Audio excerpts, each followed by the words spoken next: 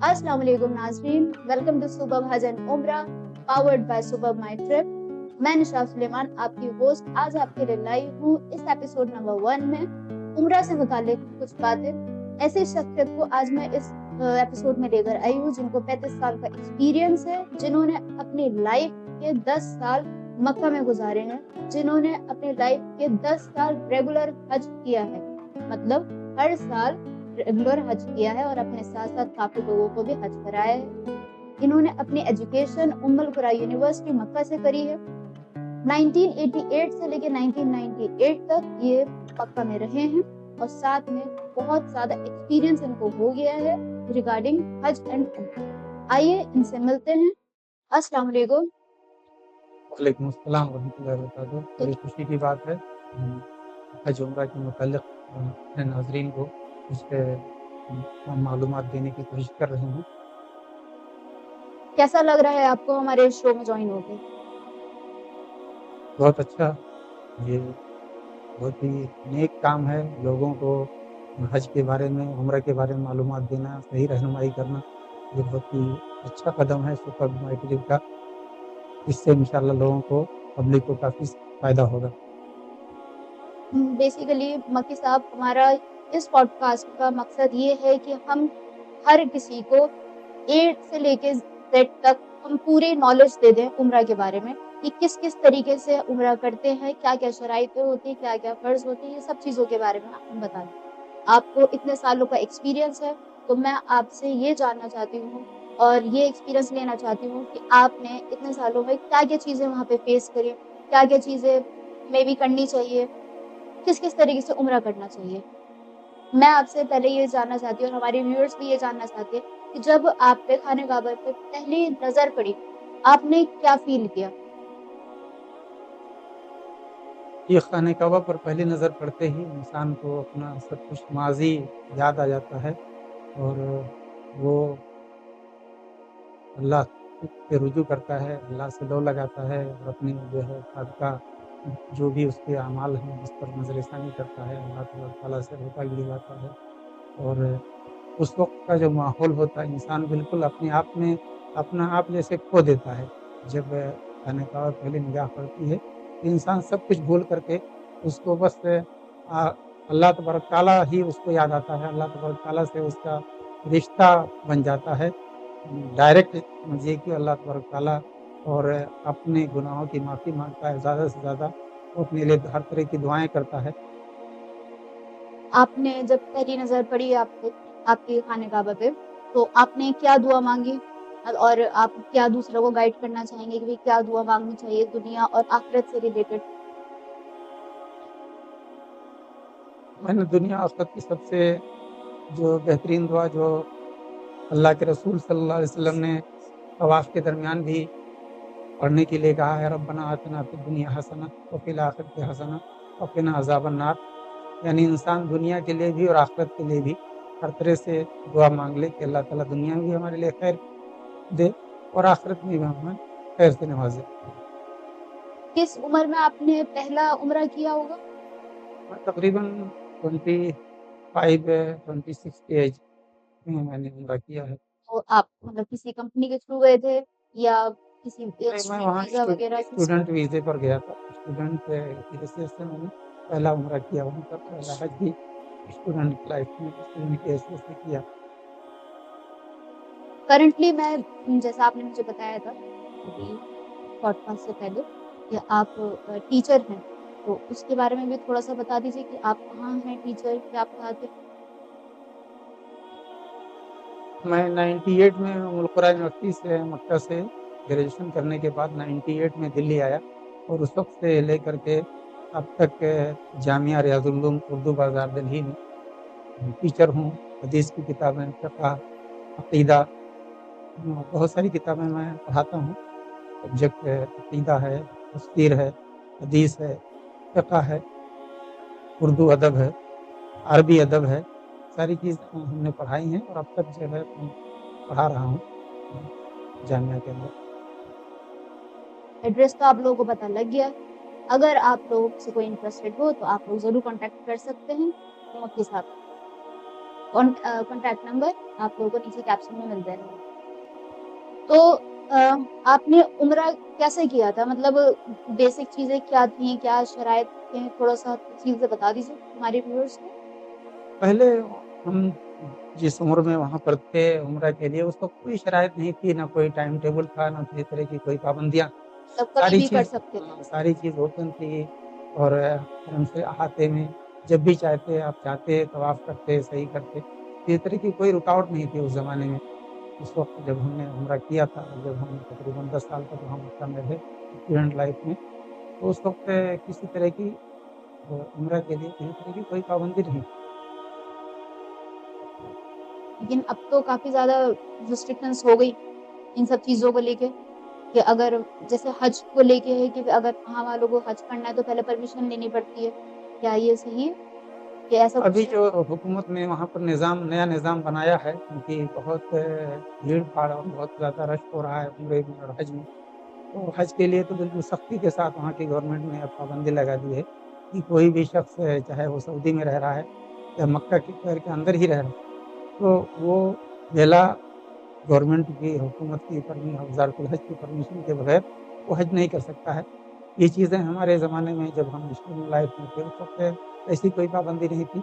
मक्का में रहे तो हर साल हम हज करते थे, इस तरह अच्छा, की कोई रुकावट नहीं रही। आपने अपनी लाइफ में कितने हज कर लिए होंगे? 10 साल तो आपने जैसे रेगुलर बताया कि 1988 से 1998 तक आपने रेगुलर हज किए हैं, और साथ बहुत सारे लोग आपने गाइड भी किया है। तो आपने कितने हज किए होंगे अभी तक अपनी लाइफ में? जैसा कि स्टूडेंट लाइफ में तकरीबन 10 साल मैं हज करता रहा। इसके बाद 4-5 बार हमारा जाना हुआ है, कभी ट्रैवल टूर की तरफ से, कभी कभी हज वीज़ा पर, जो क्योंकि हम एक टीचर भी हैं और एक यूनिवर्सिटी में एक मदरसे के अंदर उस्ताद भी हैं, तो एम्बेसी की तरफ से भी हमें मौका मिला हज के लिए, जो है वहाँ से वीज़ा मिला हज का हमको, और हमने उस वीज़े पर भी हज किया। तो देखिए व्यूअर्स, लाइफ में किसी-किसी को इस चीज़ का मौका मिलता है एक बार हज करने का, लेकिन बाकी साहब इतने ज़्यादा लकी हैं, इतने ज़्यादा नसीब वाले हैं कि इन्होंने अभी तक की लाइफ में 15 एप्रॉक्स 15 टाइम्स इन्होंने हज कर लिया है। बहुत बड़ी बात कही है आपने। उम्रा तो मेरे ख्याल में आपने 60-70 प्लस ही करे होंगे। उम्र के लिए तो कुछ गिनती नहीं कर सकता है। उसके लिए उम्र तो कोई गिनती के आप आदमी जो है गिन करके करता भी नहीं है। हुँ। तो कितने उम्रे हुए होंगे ज़िंदगी इस उम्र एक 35 साल के अरसे में तकरीबन, इसको कहना मुश्किल है सच में। चलो बहुत अच्छी। तो जैसे कि हम उम्रा करने मतलब कैसे जाएँ? क्या तरीका है? ये बताइए आप? उम्र के लिए सबसे बेहतर तरीका ये है कि आदमी यहाँ पर जो एजेंसियाँ काम कर रही हैं उम्र के लिए, तो सबसे बेहतर ये है कि आदमी पहले देखे, एजेंसी से राब्ता करे और देखे उसमें से कौन-सी एजेंसी अच्छे ढंग से, अच्छे तरीके पर जो है वहाँ पर इंतज़ाम करती है, उम्रा सही ढंग से करवाती है, वहाँ पे हर तरह से मैनेजमेंट जिनका अच्छा है। तो ये सारी चीज़ें आदमी अपनी सहूलियात के हिसाब से देख कर के और ऐसी कंपनी चॉइस करे, जहाँ से उसके साथ आजकल फ्रॉड भी बहुत ज़्यादा होने लगा है। बहुत सारे लोग उम्रे और हज के नाम पर पैसे इकट्ठा करके लोग भाग जाते हैं, मोबाइल स्विच ऑफ कर लेते हैं, जी, जी। लाखों करोड़ों रुपए लेकर के बैठ जाते हैं और और बेचारे उम्रा करने वाले लोग परेशान होते रहते हैं। और कभी-कभी ऐसा भी हुआ है, देखने में आया है कि वहाँ लोग ले जा कर के भी वहाँ पर पहुँचा कर के छोड़ देते हैं, होटल से बाहर रोड पर छोड़ देते हैं।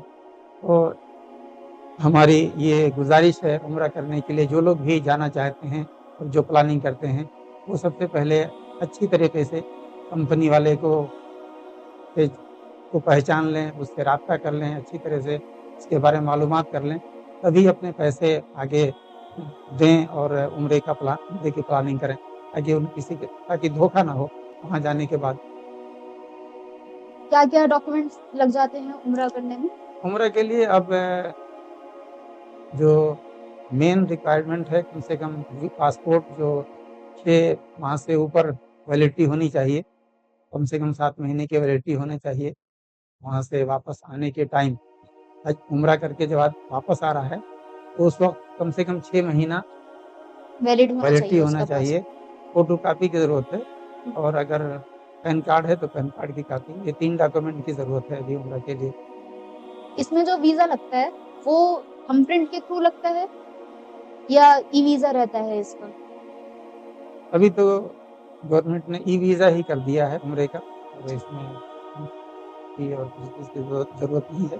बस ये डॉक्यूमेंट होने चाहिए, पासपोर्ट की ज़ेरॉक्स और फ़ोटो, पैन कार्ड की ज़ेरॉक्स। ठीक। तो उसके बाद हमारा वीजा लग जाएगा और हम दिल्ली से रवाना हो जाएंगे। तो अब जब हम दिल्ली से जाएंगे जद्दा, तो किस तरीके से उम्रा स्टार्ट होगा ये बताइए कि कहाँ पे क्या करना पड़ेगा? उम्रा कंपनियां जब यहाँ से दिल्ली से या किसी भी शहर से लेके जाती हैं जद्दा एयरपोर्ट पे या मदीना एयरपोर्ट पे, तो वहाँ पर कंपनियों के नुमाइंदे होते हैं जो उन्हें उनका इस्तकबाल करते हैं, उन्हें बस में बैठाते हैं और फिर मक्का होटल ले जाते हैं, वहाँ नाश्ता पानी करा करके, और फिर कंपनी की तरफ से गाइड का इंतज़ाम होता है। मौलाना साहब है वहाँ पर, उनको ट्रेनिंग देते हैं, उम्रा के बारे में बतलाते हैं और फिर साथ में ले जा करके उन्हें उम्रा कराते हैं और उम्रा से फ्री होकर के फिर होटल ला के छोड़ते हैं। इस तरह का कंपनियों की तरफ से इंतज़ाम होता है। ओके। उम्रा में मतलब कुछ फर्ज होते हैं या कोई शराइत भी होते हैं? उम्रा के लिए 3 बुनियादी चीज़ें हैं, 3 बुनियादी अरकान हैं। अगर इन तीनों अरकान में से कोई रुकन छूट जाता है तो इंसान का उम्रा नहीं होगा। उम्रा में सबसे लाज़मी शर्त जो है, सबसे पहला रुकन है नियत। इंसान को उम्रा करने से पहले अपनी नीयत को खालिस कर लेना चाहिए और उम्रा के लिए नीयत कर लेनी चाहिए। उसके बाद दूसरा रुकन उम्रे का खाने काबा का तवाफ़ है, जो हजर असवद पे शुरू होगा और हजर असवद पे आकर के ख़त्म होगा। 7 चक्कर तवाफ़ करने होंगे, ये दूसरा रुकन है। और तीसरा रुकन है उम्रे का सफ़ा मरवा के दरमियान सही। सफ़ा से शुरू होकर के और मरवा पे सही ख़त्म होगी, इस तरह से आखिरी 7वां चक्कर मरवा पे पूरा होगा। ये 3 रुकन हैं। इसके अलावा 2 उम्रा के 2 वाजिबात हैं। मीक़ात पर पहुँचने से पहले, मीक़ात पर पहुँचने से पहले एहराम, उम्रे वाले को उम्रे का एहराम बाँध लेना चाहिए। जो 2 सफ़ेद चादरें हैं, एहराम बाँधने, बगैर एहराम बाँधे हुए उसको मीक़ात से गुज़रना नहीं चाहिए। मीक़ात अगर बगैर एहराम के क्रॉस कर लेता है तो ऐसी सूरत में उसके ऊपर दम लागू होगा। दम देने से फिदिया, दम का मतलब है कि वहाँ ज़बह करेगा इंसान, मक्का के अंदर ही जानवर ज़बह करेगा और उसको पूरा का पूरा वहीं पर तक़सीम कर देगा, वहीं के ग़ुरबा को, उसमें से खुद नहीं खाएगा। इसी तरह से दूसरा जो वाजिब है उम्रा के अंदर, वो हलक सही के बाद, सफ़ा मरवा की सही के बाद हलक कराना या कसर कराना। अगर हलक और कसर कराने से पहले एहराम उतार देता है या जो ममनुआत, एहराम के लिए जो ममनुआत चीज़ें हैं उनमें से कोई ममनू काम कर लेता है, तो ऐसी सूरत में फिर दोबारा उस पर दम वाजिब होगा और दम दे करके उसका उम्रा पूरा हो जाएगा। ये टोटल 5 काम है उम्रा के अंदर, जिसमें से 3 रुकन हैं, जिसमें से रुकन में से अगर कोई रुकन छूट जाता है, उसमें अगर कमी होती है तो उम्रा नहीं होगा। बाकी वाजिबात में से 2 वाजिब जो हैं, उसमें से अगर कोई वाजिब, किसी वाजिब में कमी होती है तो फिदिया देने से, दम देने से उसका उम्रा पूरा हो जाएगा। ठीक है। अभी आपने इसमें बताया है कि तवाफ जो है वो हजर अस्वद से स्टार्ट होगा, हजर अस्वद पे ही खत्म होगा। तो हजर अस्वद क्या है? हजर अस्वद, ये इसकी बहुत ही तवील कहानी है। हजर अस्वद ये जन्नत से लाया गया पत्थर है और जब सैयदना इब्राहीम अलैहिस्सलाम ने सबसे पहले इसकी अपने बेटे इस्माइल अलैहिस्सलाम के साथ मिल करके खाने काबा की बुनियाद रखी, तो हजर अस्वद को उस दीवार में नस्ब किया गया था। और फिर जब सैलाब से और अल्लाह के रसूल सल्लल्लाहु अलैहि वसल्लम का ज़माना जो आया, तो वो दोबारा जो है खाने काबा को अल्लाह के रसूल सल्लल्लाहु अलैहि वसल्लम ने नए सिरे से तामीर किया और फिर हजर अस्वद को उसकी जगह पर रखने का मरहला सामने आया, तो उसमें सारे अरब वाले लड़ रहे थे कि कौन इस पत्थर को अपनी जगह पर रखेगा। तो सारे लोगों का इत्तेफाक हुआ कि कल صبح के दिन, सुबह के वक्त सबसे पहले जो यहाँ काबा शरीफ में आएगा उसकी बात पर अमल किया जाएगा। तो अगले रोज सारे रुअसाए कुरैश, इस सारे बड़े बड़े सरदार जो है सुबह खाने काबा में पहुंचते हैं। तो सबसे पहले जिसकी हाजिरी होती है वो हमारे नबी मोहम्मद रसूलुल्लाह सल्लल्लाहु अलैहि वसल्लम वहाँ पर मौजूद थे। तो सारे लोग आपको देख करके खुश हो जाते हैं और सबने कहा कि सादिकुल अमीन, ये सच्चे हैं और अमानतदार हैं, इनकी बात पर सबको एतबार होगा, इनकी बात से कोई इख्तिलाफ नहीं करेगा। तो अल्लाह के रसूल सल्लल्लाहु अलैहि वसल्लम ने सारे कबाइल को इकट्ठा किया और हर कबीले से एक एक आदमी को मुंतखब करके एक चद्दर बिछा दी, उस पे हजर अस्वद को रख दिया और सारे कबीले के सरदारों को हुक्म दिया कि आप लोग वहाँ हजर अस्वद की जगह पर इसको उठा के ले चलें। और फिर अल्लाह के रसूल सल्लल्लाहु अलैहि वसल्लम ने उस हजर अस्वद को अपनी जगह पर दीवार में नस्ब किया। अच्छा, मैंने ये सुना है कि जो तवाफ पूरा होने के बाद जब हम मकाम इब्राहिम के पीछे 2 रकात नमाज नफिल पढ़ते हैं, तो जब खाने काबा की तामीर हो रही थी उस पे खड़े होके हो रही थी, उस पे खड़े होके पत्थर रखे जाते थे। तो क्या ये बात सही है कि पहले ज़माने में क्रेन नहीं होती थी, तो वो पत्थर खुद ब खुद ज़मीन से ऊपर उठता था?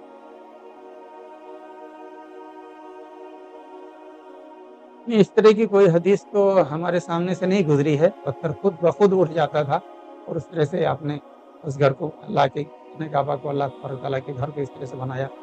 इसके बारे में मुझे तस्दीक करनी पड़ेगी, अगर इस तरह की कोई चीज़ है, हदीस में मिलती है हमें कि नहीं मिलती है। ठीक है, आपने तवाफ के बारे में बताया मेरे को और आपने हजर अस्वद के भी बारे में बताया। ये सफ़ा मरवा की सही क्यों करते हैं? मतलब इसके पीछे की क्या हदीस है?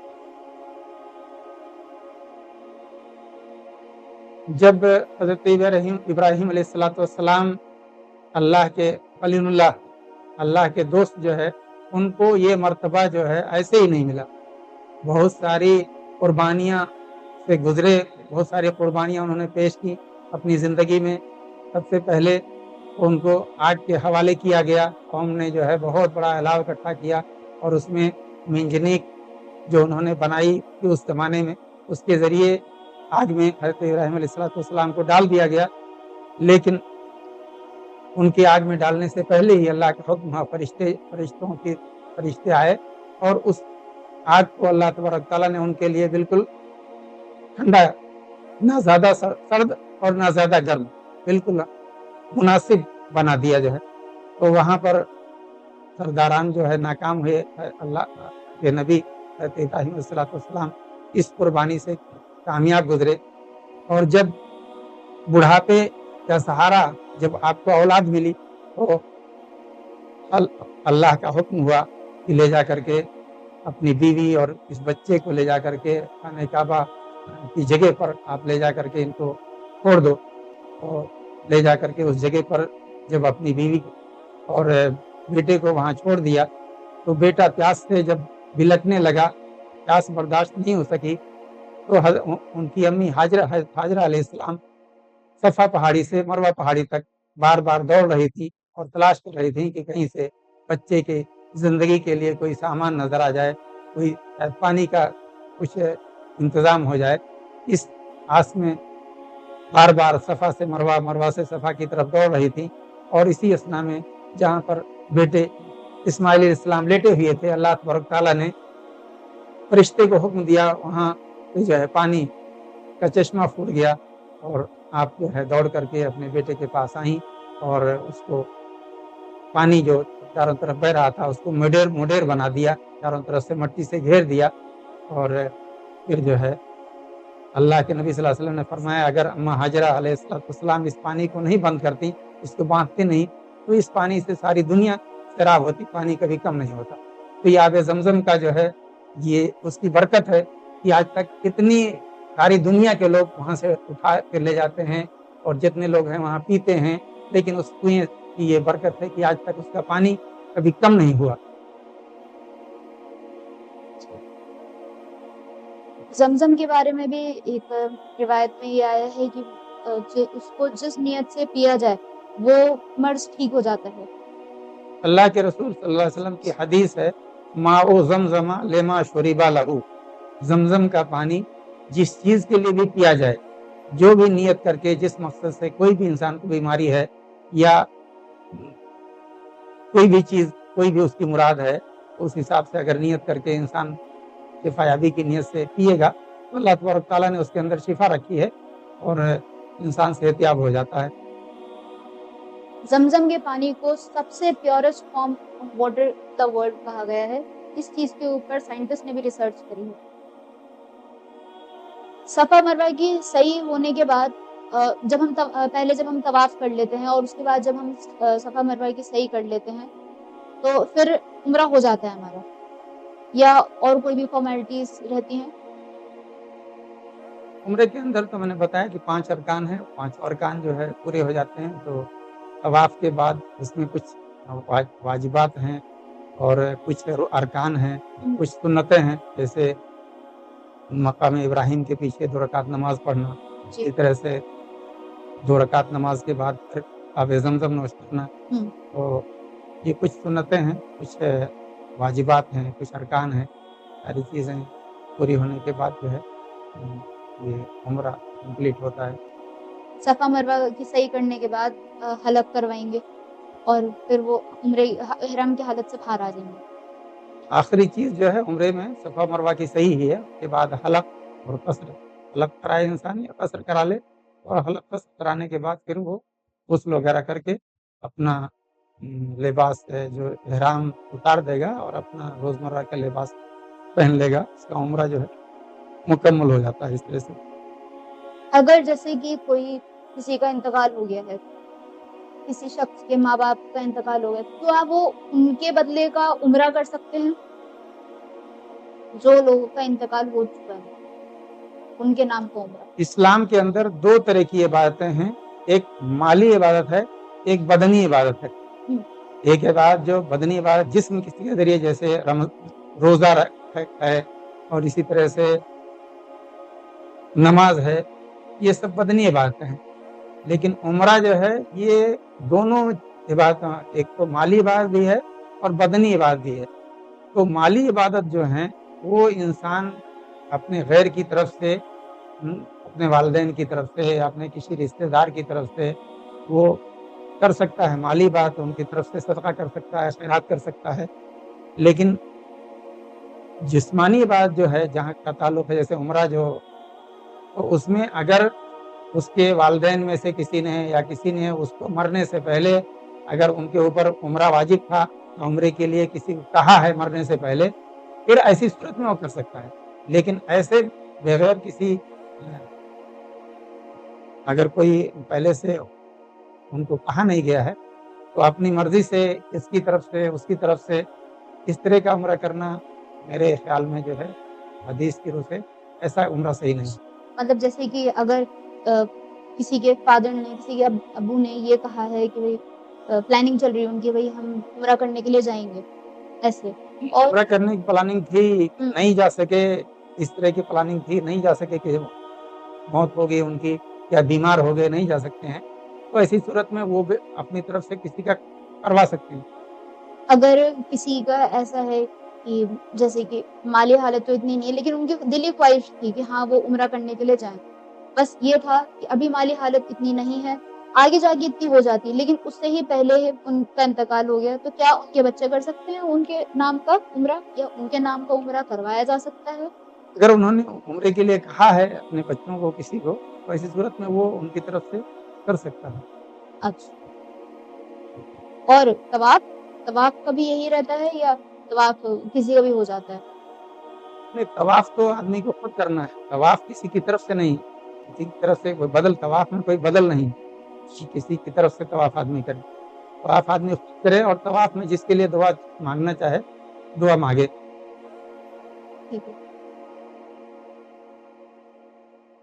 اور اگر مطلب ایسے کتنا عموماً خرچہ لگ جاتا ہوگا ایک عمرہ کرنے میں؟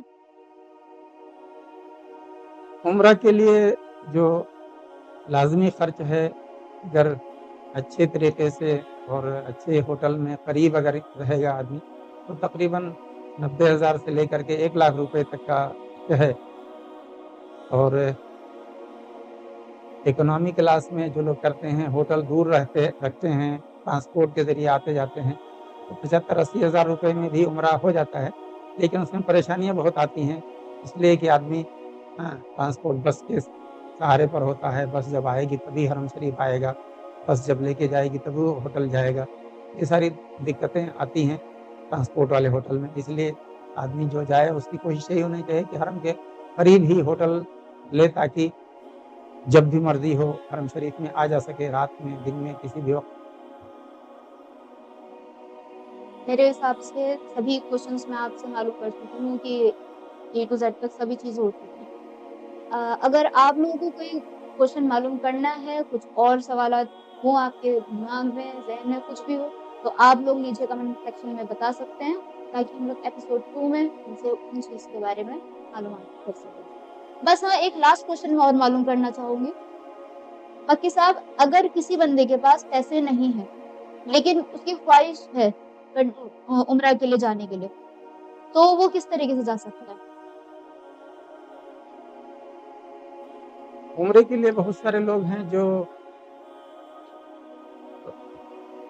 प्रोवाइड कराते हैं उम्रा, बहुत सारी कंपनियाँ हैं जो उम्रे के लिए पैसा खर्च करती हैं, दूसरे लोगों को उम्रा करवाती हैं। और वहाँ पर भी अगर बजाय खुद ना जा करके इंसान वहाँ पर जो लोग उम्रा जो कर रखे हैं, तो उनको भी मुकल्लफ कर सकता है अपनी तरफ से। वो बहुत कम खर्चे में उसका उम्रा, उसकी तरफ से उम्रा हो सकता है। ये बहुत अच्छी बात है। तो अगर किसी को अगर उम्रे के लिए जाना है और उसके पास पैसे नहीं है, तो वो कुछ एजेंसीज़ से कॉन्टैक्ट कर सकता है, जो कि एज़ अ टीम लीडर या ग्रुप लीडर के थ्रू जा सकता है ना? मतलब कोई ग्रुप लीडर बन के जा सकते हैं, या फी सबिलिल्लाह वाला सीन जो होता है, कोई कंपनीज़ अगर करती हैं तो। ग्रुप लीडर की हैसियत से भी कुछ लोग जाते हैं। अगर काफ़ी लोगों को, मतलब 25 से 30 लोगों को या इस तरह से अगर कोई इकट्ठा कर लेता है अपने साथ, तो किसी एजेंसी के थ्रू वो ग्रुप लीडर बन कर के भी साथ में उन लोगों के साथ जा सकता है, बिना किसी खर्च के। ये भी सहूलियात बहुत सारी कंपनियों में होती है। बहुत अच्छी बात है। और आप लोगों को सब चीज़ें पता लग गई हैं और साथ में मुझे भी ये सब चीज़ें पता लग गई हैं। तो चलिए, बुक करने के लिए अब नीचे दिए हुए डिटेल्स पे आप हमें कॉल करिए, ताकि हम आपको अगले ग्रुप के साथ उम्रे के लिए भेज सकें। बहुत-बहुत शुक्रिया मक्की सर, आपने हमारे इस शो को जॉइन किया। बहुत-बहुत शुक्रिया आप लोगों के, आप लोगों ने इस पॉडकास्ट को देखने के लिए अपना कीमती वक़्त निकाला है। ज़ाहिरन बात है, कुछ तो सीखा ही होगा आपने इस उम्रा पॉडकास्ट से रिलेटेड। और मैंने काफ़ी सारी चीज़ें इसमें बता ही दी हैं, ए से लेके ज़ेड तक आई थिंक सभी चीज़ें कवर अप हो चुकी हैं। और मैं दिल से चाहूँगी कि जितने भी लोगों ने ये पॉडकास्ट देखा है, उन लोगों का जल्द से जल्द उम्रे का प्लान हो और अल्लाह ताला उन सभी का उम्रा कबूल करे। Thanks for watching my podcast, and also subscribe my channel Subha Bhajan Umrah Services for part 2.